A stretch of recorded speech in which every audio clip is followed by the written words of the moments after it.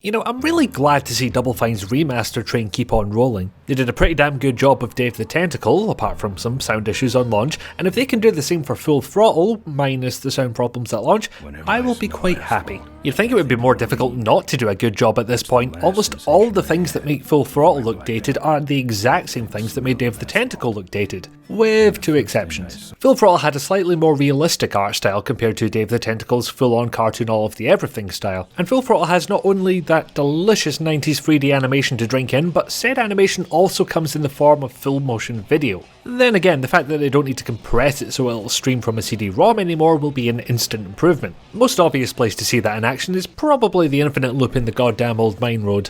I might need to keep reminding myself that I'm reviewing the remaster and not the game itself. Me and Nam a year attack ago already spent 21 minutes and 20 seconds doing exactly that, watch our stuff. So for this video, I'll cover the improvements this has in common with Dave the Tentacle Remastered, along with the improvements unique to Full Throttle Remastered, and then a bunch of nitpicking. As with its tentacle-centric cousin, the remaster technique used here is basically drawing over the original graphics, the character sprites, the full-screen animations, the backgrounds, but not, so it appears, the 3D bits. Now, as I discussed in my Grim Fandango Remastered video, updating old 3D art is not simply a case of redoing the 3D animations. Today's tools have almost no hope of matching the same colours and lighting from 20 years ago. It would be very difficult to match up, which might explain why the new 3D bits look cel-shaded, an approach I honestly didn't think of prior to playing it. I thought they might end up drawing over it all by hand. Judging from the developer commentary, cel-shaded was not the intention of the 3D of the original game or even a viable option at the time, but I think this approach actually works. The rest of the new art looks more cartoony anyway, since we don't have that layer of abstraction that comes from everything being drawn at a sixth of the size. You only have to look at the back of Ben's jacket to realise how little space the artists were working with back then, so I think making the 3D stuff cel-shaded was a good solution. Make it match the new changes rather than the one-to-one representation of the original. That said, I'm not keen on what they did to these roadside rocks.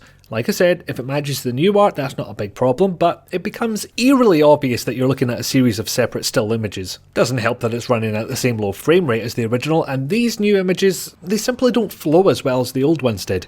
Even if that's probably due to the old ones being blurrier, and that was probably from compression rather than on purpose. It's both the advantage and the curse of letting players go from old to new at the press of a button. And yes, I still find it far too much fun to switch between the old and the new versions of the game, even if doing that too many times in a row made it crash for some reason. All of the options from the previous remaster seem to have made their way over here, letting you switch between old and new versions of the artwork, music, sound effects, and now speech as well. Or leave them on the default auto setting and they'll match whatever artwork you're shown at the time. Old art will use old music, for example. They seem to have done the same remaster job on the music as last time. Instead of re-recording it with actual instruments, they've made the existing MIDI music sound better with higher quality notes, likely to retain compatibility with the iMuse dynamic music system. Sorry if none of that makes sense, but there's only so many times I can explain the same things. It's in the Dave the Tentacle Remastered video if you want, although there's probably better explanations out there. Have a nosy.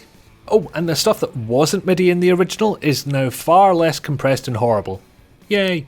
Anyway, switching back and forth lets me see which parts they've updated faithfully and which parts they've decided to change. You might not predict many changes from the existing remaster formula when you boot this up. Starts off very similar to its predecessor, except you can't change classic graphics on the title screen like in Dave the Tentacle Remastered. 0 out of 10, worst thing ever, would not bang. Then the main menu plays that bloody Chitlins Whiskey and Skirt song because Double Fine hates my musical taste apparently, so straight into the bonus section. We have the return of audio commentary from some of the original dev team, that's always good. There's the concept art gallery, if you like that sort of thing. The jukebox is new, but like with the concept art, you unlock more items as you progress through the game. Granted, you can get through the game in about 2 hours if you rush it, so maybe not so big an issue. Plus, you can play jukebox songs with the old or new audio without needing to go back into the settings, which is very sensible. Speaking of settings, we have 2 more new options here that I haven't talked about yet. Remastered controls and remastered gameplay. As best I can tell, the controls option lets you click once to bring up the verbs instead of holding down the mouse button. Yay. If it does anything else, I couldn't tell you. And I've seen some people say that the remastered gameplay option makes some of the action sequences easier, but I couldn't find anything official. Hell, I had to ask on Twitter to get the information I just gave you. Also, because a web search for Full Throttle Remastered gameplay mostly came back with Let's Play videos, and that didn't help. The gameplay option is on by default, so if you want a more authentic quote-unquote experience, turn that off before you start. Alas, despite repeating many of the good features from last year, there are some downsides. Nothing game-breaking, this is the official nitpicking section. Some of the audio transitions have a problem where instead of fading out, they'll stop playing instead. possibly be taking so long? Doesn't seem to matter if it's in classic or remastered, that fade simply does not happen. A really weird glitch I found had Ben appearing in front of this trailer door when he should be behind it, but that only happens in remastered mode. And one that Full Throttle shares with Dave the Tentacle, object highlighting still doesn't work with classic graphics. I mean, why though? And lastly, is VSync always turned on or something?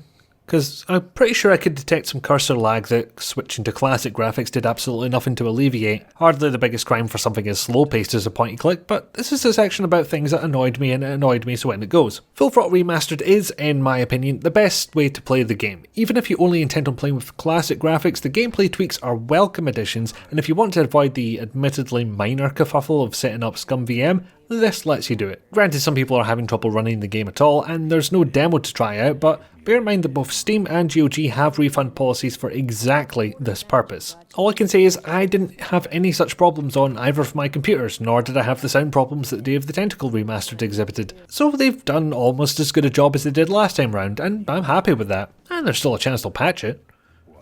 Not a guarantee, but a chance. The question for me now is, what's left? Obviously there are titles left to remaster, but the biggest ones have almost all been done now. Dave the Tentacle, Monkey Islands 1 and 2, although the first one could really use a better class of remaster. Sam & Max Hit the Road would be another contender, but there's an extra license to negotiate there. I would understand why they put that on the back burner. Would it be worth doing remasters of Maniac Mansion or Zack McCracken? How far would you go with the changes on those?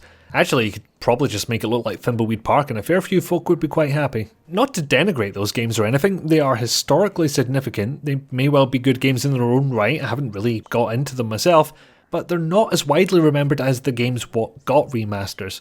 Or maybe we could get a version of Loom with all the text still intact rather than the cut down voiced versions currently available. Of course, the Double Fine Remasters have all been games that Tim Schafer had a heavy hand in creating, so that might narrow that list down significantly. Because I'll trust Double Fine to do a decent remaster. That remaster may require an OpenGL version that's unreasonably high, but anyway. So the chances are these remasters could come from someone else. Someone else who might not do as good a job, so maybe I should be careful what I'm wishing for here.